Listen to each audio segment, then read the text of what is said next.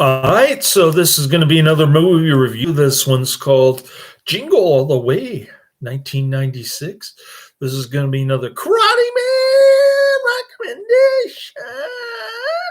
I'm giving it a 1 out of 5 stars. As expected, this is the low point of Arnold Schwarzenegger's movie career.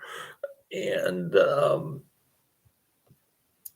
it's not one of those so bad that it's good type movies. It pretends to be a parody on crash commercialism, but then the hero is the guy who becomes the all himself. It's just amazing how stupid this movie is. Ugh.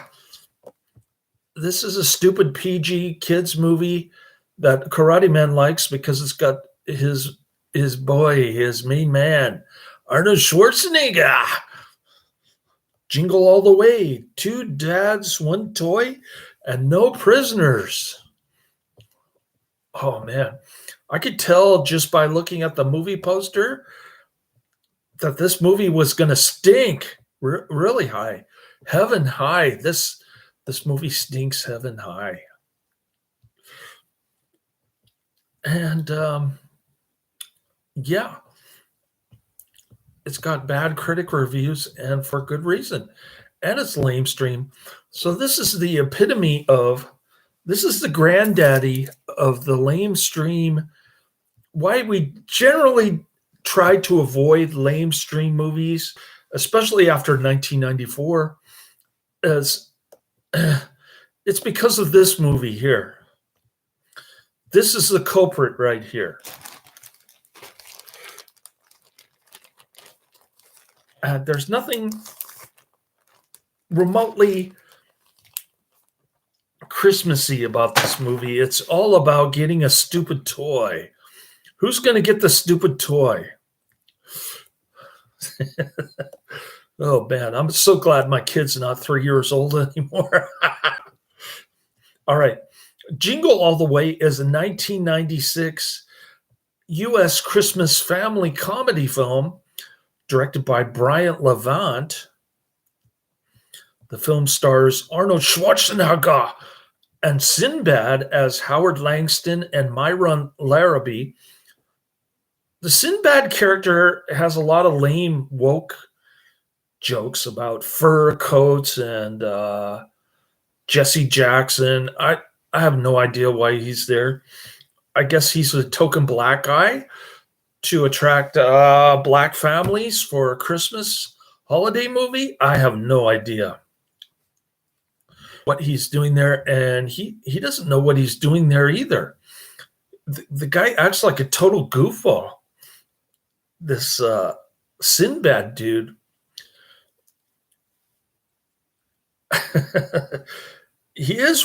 Sinbad is really bad. 2 rival fathers living in Minneapolis, desperately trying to purchase a fictional Turbo Man action figure for their respective sons on a last-minute shopping spree on Christmas Eve. Yes, this is what we do on Christmas Eve. We trample over each other at Walmart for a stupid toy. The film's title is borrowed from the lyrics of a popular Christmas song, Jingle Bells. Inspired by real-life Christmas toy sellouts for such items as Cabbage Patch Kids, the film was written by Randy Comfield, producer Christopher Joseph Columbus, who did the Home Alone the Home Alone series that I've been reviewing.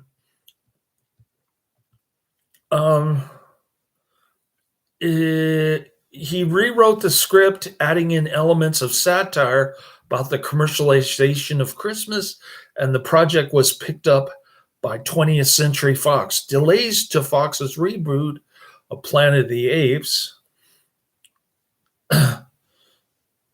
which was a great film. The Planet of the Apes remake I saw that in the movie theater. Allowed Schwarzenegger to come on board the film, while Columbus opted to cast Sinbad instead of Joe Pesci as Myron. Now that would have been interesting. Uh, Joe Pesci as Myron. I think Joe Pesci would have done a better job, honestly. Jingle All the Way was set and filmed in twin cities of Minneapolis and St. Paul at a variety of locations, including the Mall of America. That's before the Black Lives Matter Antifa folks burned it down. After 5 weeks filming, production moved to California, where scenes such as the end parade were shot. Oh, I was eating these caramels. I think I swallowed some plastic. That's not good. Upon release, Jingle All the Way grossed. Oh, the film's swift production meant merchandising was limited to a replica of a Turbo Man action figure used in the film. Upon release, Jingle All the Way grossed $129.8 million worldwide, but received generally negative reviews from critics, though the humor in Sinbad's and Schwarzenegger's performances received some praise.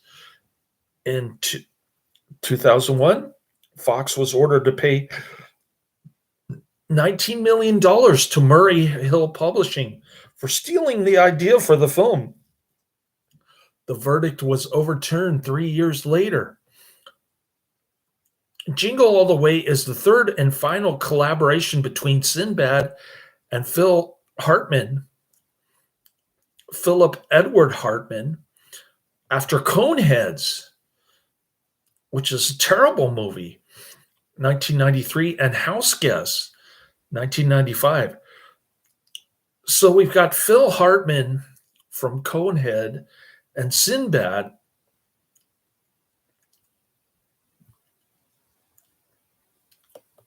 from Conehead. And both are, Conehead is a terrible movie I've never seen, House Guest. And the last film featuring Hartman to be released during his lifetime before his death in 1998. In 2014, the film was followed by a sequel in name only, Jingle All the Way 2, starring Larry the Cable Guy. In Minneapolis, workaholics. Oh, wait, whoa. I'm jumping ahead of myself here. Distributed by 20th Century Fox. Production companies: 1492 Pictures, Fox Family Films.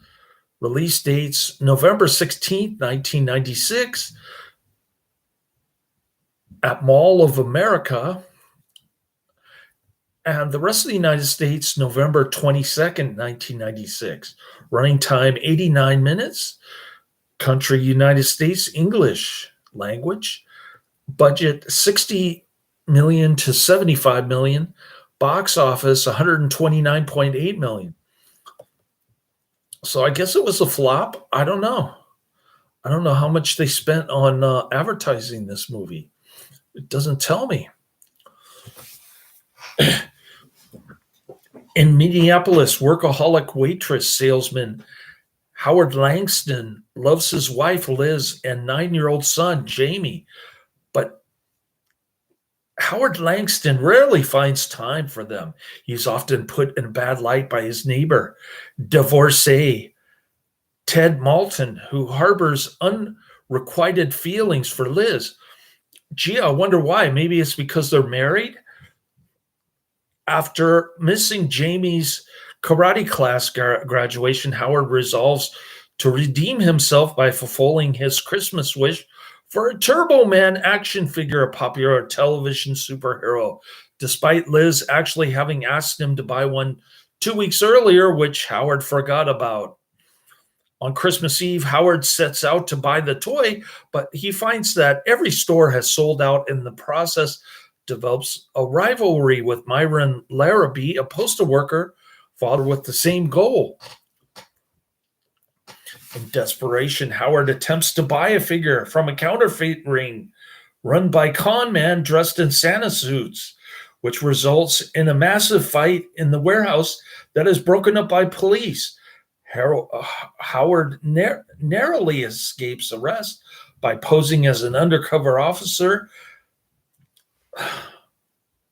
This movie is full of dumb jokes. I only laughed one or two times, unintentionally, I might add.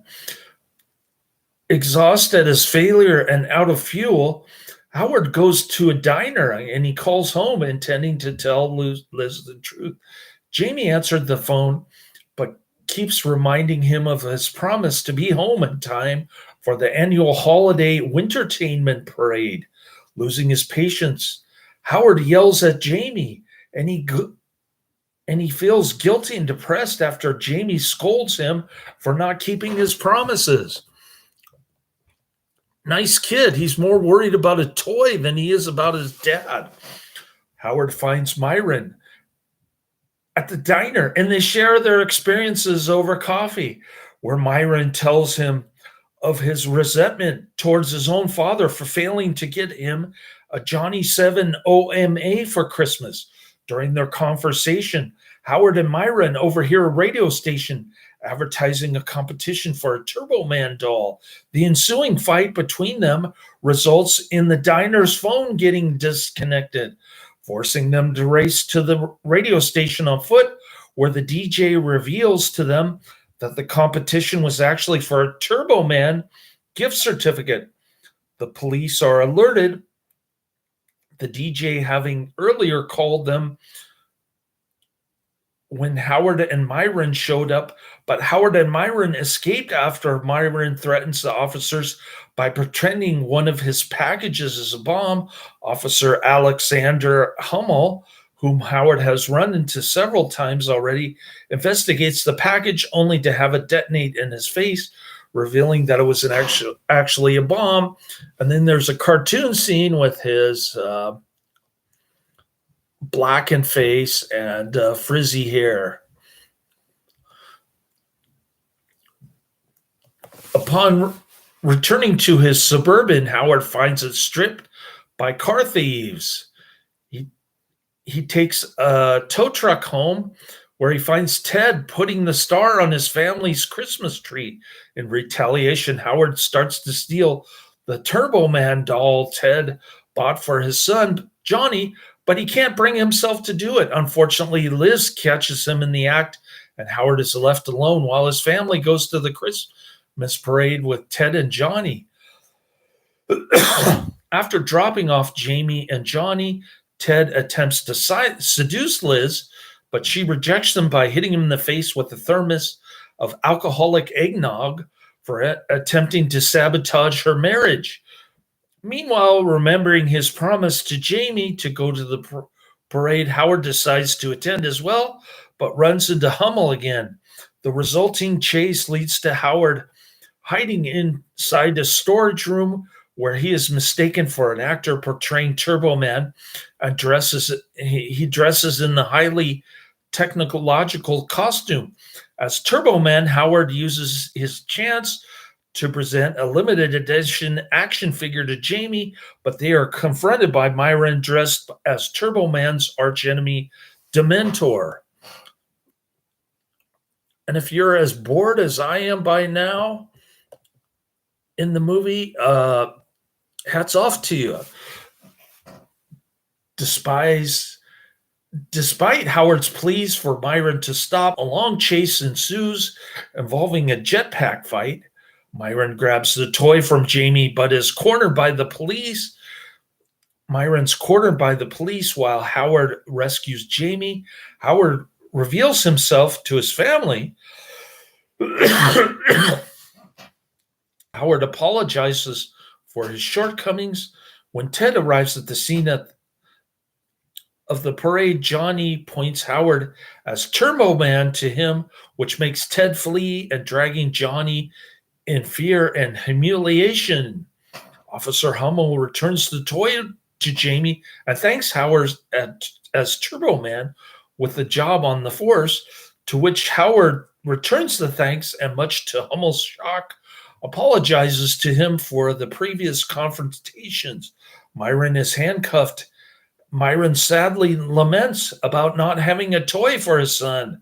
Jamie overhears him, and Jamie decides to give the toy to Myron for his son, proclaiming his father as his true hero. Touched by Jamie's act of kindness, Myron apologizes for his earlier discrepancies. The crowd carries Howard away in a hero's fashion as Myron, Liz, and Jamie happily watch. In the post-credit scene, Howard finishes decorating their Christmas trees later that night by putting the star on top.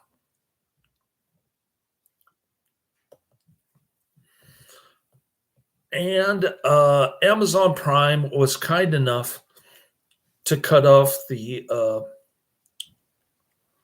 post-credit scene. Thank you, Amazon Prime. Arnold Schwarzenegger and Sinbad starred in the film as the lead characters. If you got these two clowns in a comedy movie, you know it's going to be bad. You know right off the bat. I knew what to expect. I knew I was going to give it 1 out of 5 stars coming in. I knew it was going to be the lamest Arnold movie of all time. And when somebody posted a comment that it's better to stick to 80s Arnold Schwarzenegger movies, I tend to agree with that, although there is one movie that's so bad that it's good. It's called 100 Days Around the World. And the Arnold Schwarzenegger playing a Turkish king is golden. That is pure gold. If the whole movie had been like that, I would have given it 5 out of 5 stars just for being so bad that it's good type movie. Anyway, the film draws inspiration for the high demand for Christmas toys such as the Cabbage Patch Kids and Mighty Morphin Power Rangers in the late 80s and early 90s, which often led to intense searching and occasional violence among shoppers, such as Cabbage Patch riots over finding the toys. Randy Kornfield wrote the film's original screenplay after witnessing his in-laws go to the Santa Monica toy store at dawn in order to get his son a Power Ranger, while admitting to missing the clamor of the Cabbage Patch Kids and Power Rangers.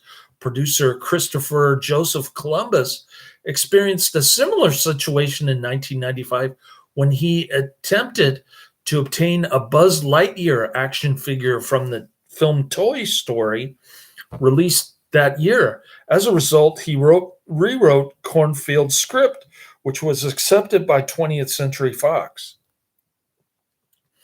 Columbus was always attracted to the dark side of the happiest holiday of the year, so he wrote elements of the film as a satire of the commercialization of Christmas,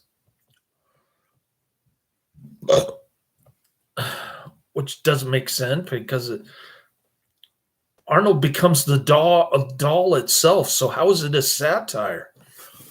Brian Levant was hired to direct the film. Columbus said Levant understood the humor in the material, and Levant was very animated and excited, and he had the vision of what he wanted to do. Levant said the story that was important to me was between the father and the son. It's about love and the father's journey to deliver it in the form of a Turbo Man doll. In other words, materialism and the search for the perfect toy is how you show love from father to son. The fact that I got to design a toy line and do the commercials and make pajamas and comic books was fun for me as a filmmaker. But at its root, the movie's about something really sweet. It's about love and building a better family. I think that's consistent with everything I've done. I guess he's talking about Home Alone. Arnold Schwarzenegger was quickly cast. He became available in February 1996 after Fox's remake of Planet of the Apes was held up again. Columbus also exited that project to work on Jingle All the Way. The film marks Schwarzenegger's fourth appearance as the lead in a comedy film following Twins, Kindergarten Cops, and Junior. I think I just have Kindergarten Cop on here on my movies list. I don't think I have Junior.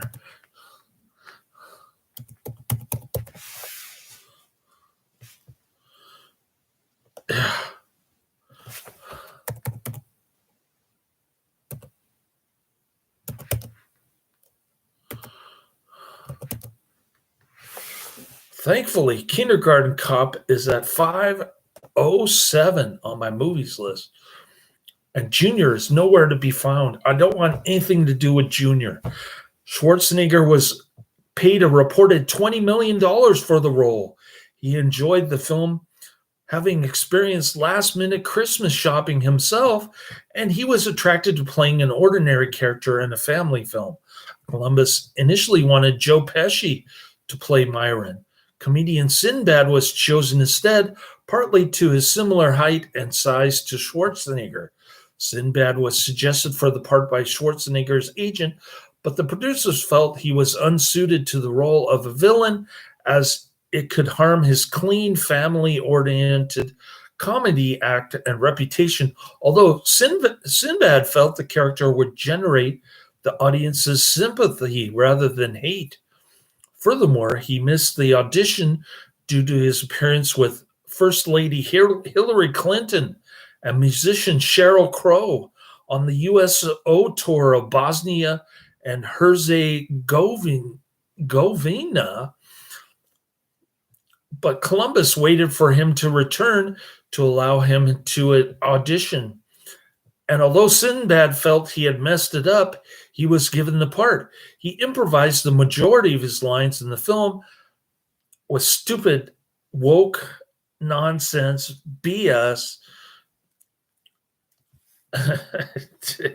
It was not funny at all. Not a single one of his jokes were funny. Schwarzenegger also improvised many of his responses in his conversation with Sinbad's character, which made it all the more worse. Filming took place in Minnesota for 5 weeks from April 15, 1996. At the time, it was the largest film production to ever take place in the state of Minnesota. Jingle All the Way was set and filmed in the Twin Cities metropolitan area of Minnesota at locations such as Bloomington's Mall of America, Mickey's Diner, downtown Minneapolis, Linden Hills, residential areas of Edina, and primarily downtown St. Paul. Unused shops in the Seven Place Mall area were decorated to resemble Christmas-decorated stores, while the Energy Park studios were used for much of the filming, and Christmas lights stayed up at Rice Park for the use of the film. The Mall of America and the state's semi-wintry weather proved attractive for the studio. Although Schwarzenegger stated the locals were well-behaved and cooperative, Levant often found filming impossible due to the scale and noise of the crowds who came to watch production, especially in the Mall of America. But overall, Levant found the locals to be respectful and lovely people. Yeah, that was before they joined BLM and Antifa. Levant spent several months in the area before filming in order to prepare. The film uses artistic license by treating Minneapolis and St. Paul as one city. As this was logistically easier, the police are labeled Twin Cities Police in the film. Additionally, the city's Holly Dazzle Parade is renamed the Wintertainment Parade, and it takes place on the 2nd Avenue during the day rather than Nicollet Mall at night. Levant wanted to film the parade at night, but was overruled for practical reasons. The film was made at Universal Studios Hollywood in California on the New York street set due to safety concerns. The set was designed to resemble 2nd Avenue. The parade was shot from above by helicopters, and the parade was stitched into mad shots of the real life street. It took 3 weeks to film, with 1,500 extras being used in the scene, along with 3 custom designed floats. Other parts of the film to be shot in Los Angeles included store interiors and the warehouse fight scene between Howard and the criminal Santas, for which Pasadena Furniture Warehouse was used. Turbo Man was created and designed for the film. This meant the commercials and scenes from the Turbo Man TV series were all shot by Levant, while all the Turbo Man merchandise, packaging, and props shown in the film were custom-made one-offs and designed to look authentic, as if they all sprang from the same well. Along with Columbus and Levant, production designer Leslie McDonald and character designer Tim Flattery crafted Turbo Man, Booster, and Dementor, and helped make the full-size Turbo Man suit for the film's climax. Principal production finished in August. Columbus fine-tuned the picture until the last possible minute, using multiple test audiences to see where the big laughs actually lie. They lie in the 3-year-old kid who's watching, I guess. TVT Records released the film's soundtrack album on audio CD on November 26, 1996. It features only 2 of composer David Newman's pieces from Jingle All the Way, but features many of the songs by other artists included in the film, as well as other Christmas songs and new tracks by the Brian Seltzer Orchestra, which I guess is the lead singer from Stray Cats. Entrada Music Group released a special collection limited edition of Newman's full 23-track score on November 3rd, 2008. As Schwarzenegger only signed for the film in February, and the film was shot so quickly, only 6.5 months were available for merchandising instead of the ideal year. As such, merchandising was limited to a 3.5-inch replica, $25 Talking Turbo Man action figure, and West Coast exclusive Turbo Man time racer vehicle with no tie-in promotions could be secured. Despite this, several critics wrote that the film was only being made in order to sell the toy. That's a legitimate criticism. Columbus dismissed this notion, stating that with only roughly 200,000 Turbo Man toys being made, the merchandising was far less than the year's other releases, such as Space Jam and 101 Dalmatians. The film's release coincided with the Tickle Me Elmo craze, in which high demand for the doll during the 1996 Christmas season led to a store mobbing similar to that depicted for Turbo Man. The world premiere was held on November 16, 1996 at the Mall of America in Bloomington, where parts of the film were shot. And I'm reviewing this on Friday, November 29th, 2024. A day of events was held to celebrate the film's release, and Schwarzenegger donated memorabilia from the film to the Moll's Planet Hollywood. The film was released on VHS on October 28, 1997, and in October 1998, it was released on DVD. It was re-released on DVD in December 2004, followed by an extended director's cut in October 2007, known as the Family Fun Edition. It contains several minutes of extra footage, as well as other DVD extras such as behind-the-scenes featurette. In December of the following year, the Family Fun Edition was released on Blu-ray disc. In 1998, Murray Hill Publishing sued 20th Century Fox for $150,000, claiming that the idea for the film was stolen from a screenplay they had purchased from high school teacher Brian Webster. Webster entitled Could This Be Christmas?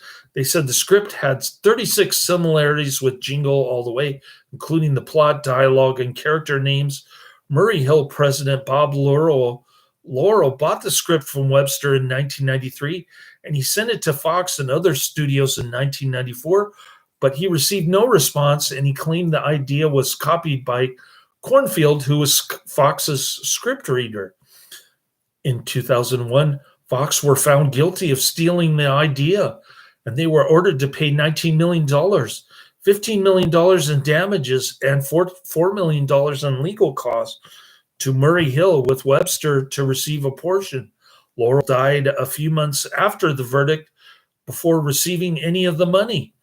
On appeal, the damages figured was lowered to $1.5 million before the verdict itself was squashed in 2004 after a judge decided the idea was not stolen at Fox, as Fox had bought Cornfield's screenplay before he or anyone else at Fox had read Could This Be Christmas?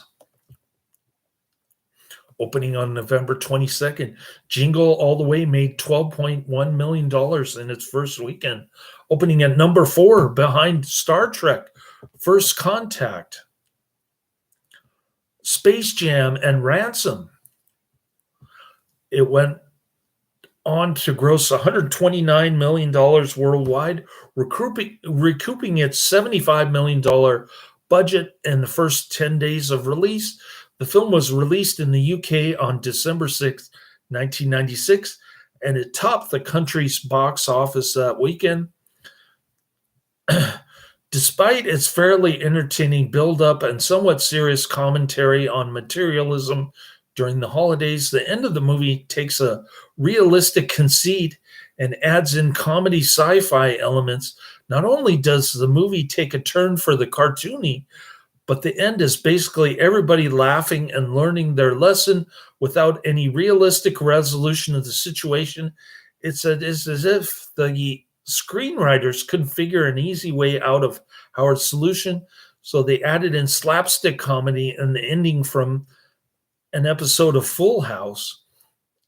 That's from Mike Drucker. On Rotten Tomatoes, Jingle All the Way holds an approval rating of a very low 21% based on 47 reviews. That's almost what I'm giving it. I'm giving it 1 out of 5 stars, which is 20%. And an average rating of 4.4 out of 10. The site's critical consensus reads, Arnold Schwarzenegger tries his best, but Jingle All the Way suffers from an uneven tone, shifting wildly from a would-be satire on materialism to an antic, slapstick yuck fest. On Metacritic, the film has a score of 34 out of 100 based on 23 critics, indicating generally unfavorable reviews. Audiences polled by CinemaScore gave the film an average grade of B+, of an A+ to F scale. Emmanuel Levy felt the film highly formulaic and criticized Levant's direction as little more advanced than a television sitcom. I agree with that. This is like watching stupid Disney Plus sitcom. Although he felt that the script did not provide sufficient opportunity for Hartman, Wilson, and Conrad to give exceptional performances, he opined that Schwarzenegger has developed a light comic delivery punctuated occasionally by an ironic one-liner, while Sinbad has good moments. Neil Jeffries of Empire disagreed, feeling Schwarzenegger to be wooden and Sinbad to be trying desperately to be funnier than his hat, but praised Lloyd as the saving grace of this film. The New York Times critic Janet Maslin felt the film lacked any real plot. Yeah, no kidding. Who's the hero in this movie?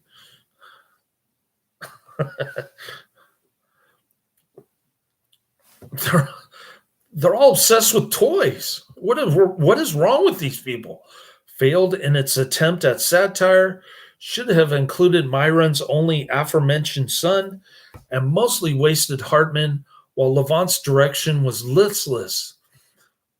Similarly, the BBC's Neil Smith criticized the film's script, its focus on the commercialization of Christmas, as well as Schwarzenegger's performance, which shows the comic timing of a dead moose,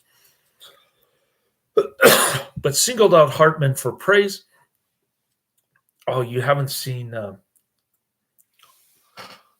Around the World in 100 Days Around the World? Or 100 Around the World in 100 Days. That's what it's called. You haven't seen Schwarzenegger do bad acting until you've seen that. That is beyond bad acting. It's inane and funny to the point of being funny. Chicago Tribune critic Michael Wilmington panned the film, wondering why the characters, primarily Howard, acted so illogically. Howard Langston is supposed to be a successful mattress manufacturer, but the movie paints him as a hot-tempered buffoon without a sensible idea in his head. Jack Garner of USA Today condemned the film, finding it more cynical than satirical, stating this painfully bad movie has been inspired strictly by the potential jingle of cash registers. He wrote of Levant's directorial failure as he offers no sense of comic timing, while pauses in the midst of much of the dialogue are downright painful. Trevor Johnson suggested that the film seems to mark a point of decline in Schwarzenegger's career arc. I'd say it's dead bottom. And the anti-consumerism message largely failed, with Jim Belushi's corrupt Santa with his stolen goods warehouse providing the film's sole flash of dark humor. IGN's Mike Drucker praised its subject matter as one of the few holiday movies to directly deal with the commercialization of Christmas, although Drucker felt the last 20 minutes of the film let it down, as the first hour or so had some family entertainment value if taken with a grain of salt. He concluded the film was a member of the so corny, it's good genre. I was tempted to say that, but I just couldn't get into it. While Arnold delivers plenty of one-liners ripe for soundboard crank callers. Jamie Malinowski of the New York Times praised the film's satirical premise, but Malinowski felt it was full of unrealized potential because the filmmakers wrongly equate mayhem with humor. Roger Ebert gave the film 2.5 stars, writing that he liked a lot of the movie, which he thought had energy and humor, which would have mass audience appeal. He was, though, disappointed by its relentlessly materialistic view of Christmas and by the choice to go with the action and mild violence over dialogue and plot. Kevin Carr of 7M Pictures concluded that while the film is not very good, as a form of family entertainment, it's surprisingly fun. All right. Here's some accolades. Blockbuster Entertainment Award. Favorite Supporting Actor Family. Sinbad won. Golden Camera Award. Best International Actor. Arnold Schwarzenegger won. Golden Raspberry Award. Worst Director. Brian Levant nominated. Stinker's Bad Movie Award. Most Painfully Unfunny Comedy nominated. Worst Actor. Arnold Schwarzenegger nominated. Worst Supporting Actress, Rita Wilson nominated.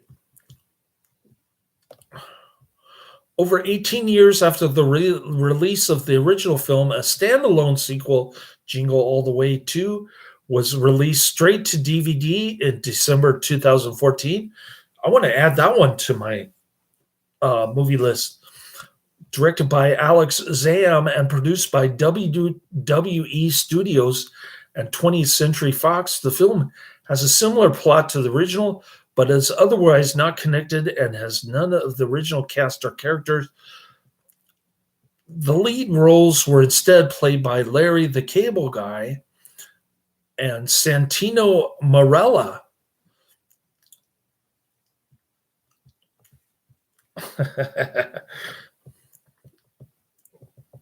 Now, that would be an interesting film to watch.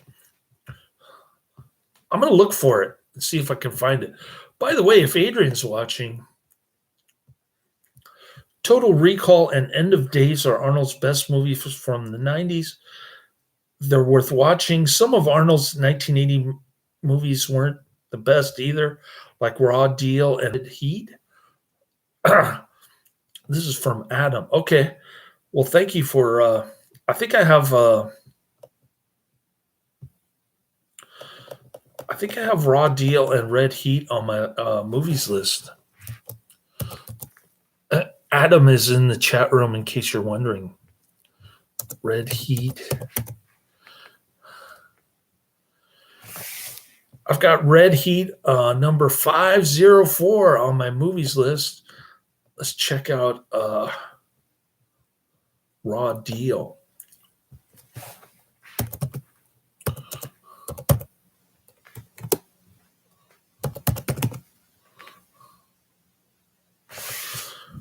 I may have already reviewed Raw Deal. I can't even remember. I saw the Total Recall remake, and I have Total Recall on my list.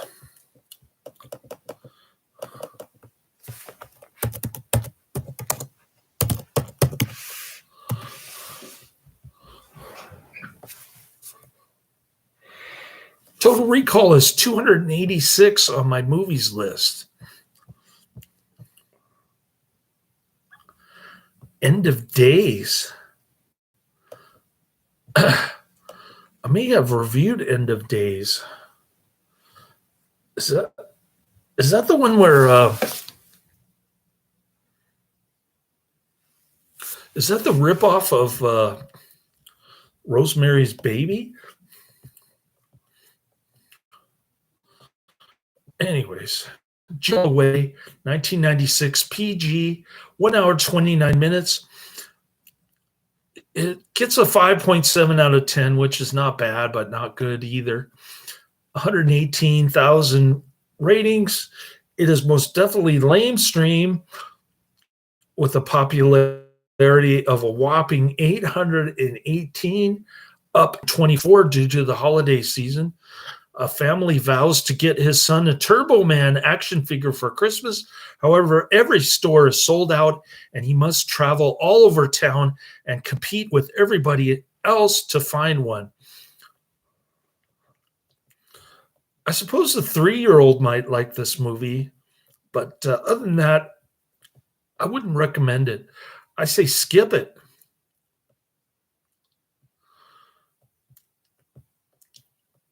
More like this, Christmas with the Cranks, The Santa Claus 2, and Miracle on 34th Street. Sinbad improvised the majority of his lines. Arnold Schwarzenegger also improvised many of his responses in his conversations with him. When Howard runs into Ted and the reindeer's antlers are still velvet. Velvet is shed in August, at least 4 months before the Christmas Eve setting.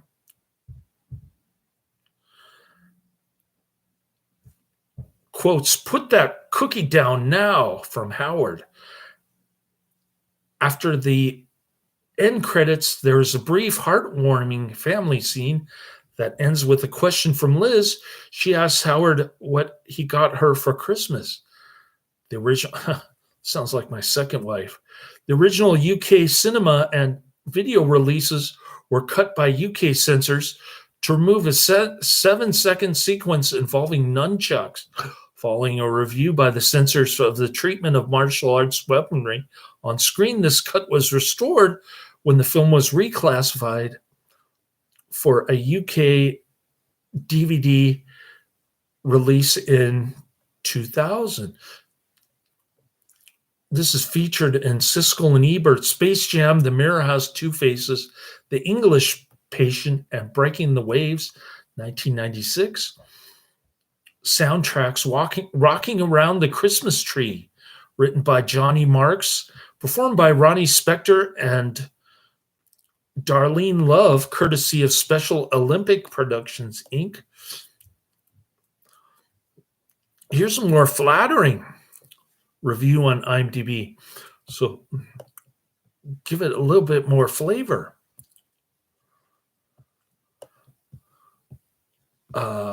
This is from Grant Cage, dated 24th, 2001. No rating on here, but it says brilliant family Christmas movie as the IMDb review title.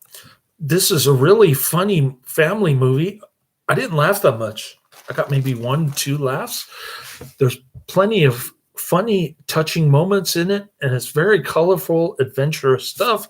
The basic storyline is that Howard Langston, Arnie, has forgotten his son's Christmas present of a Turbo Man action figure, but the shops have all sold out.